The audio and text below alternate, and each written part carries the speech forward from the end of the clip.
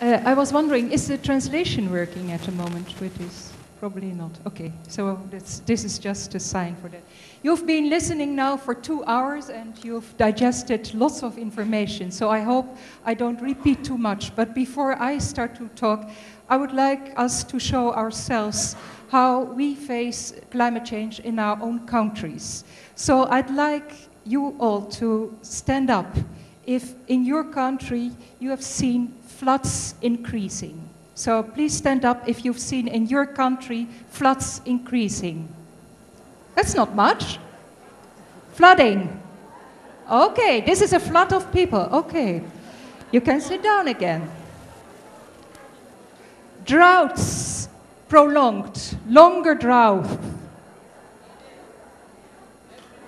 Longer droughts. Okay, you can see where that happens. Extreme weather events like hurricanes, cyclones, typhoons.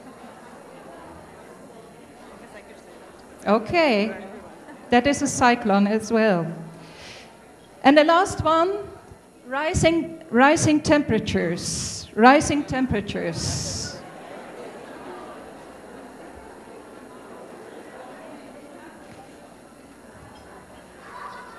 So, what we see that is in almost every region of this world, women and men are already facing climate change. So let's look at how we bring in a gender perspective in what we see. Yes, please, next one. It manifests itself everywhere, that's what we've just seen, and we don't have to listen just to the experts here behind the table, but you're the experts because you see it in your own environment. And the nature and the extent of it is already has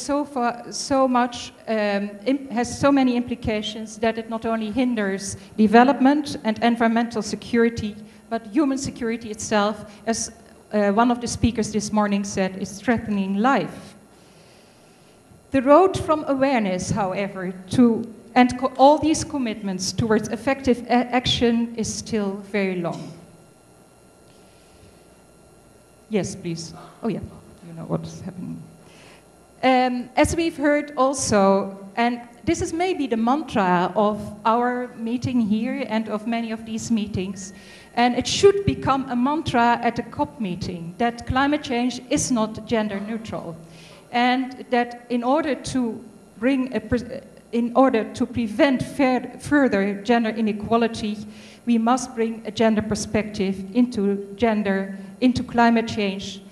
The new MDG report of 2008, but also UNIFEM's new World Women's Report, also of 2008, underline it that women are still among the majority of those who live in poverty, but also Lorena underlined it, lack the assets to really build resilience and make them extra vulnerable. This afternoon also Vanessa did present you a study on the impact of climate change on children's human security.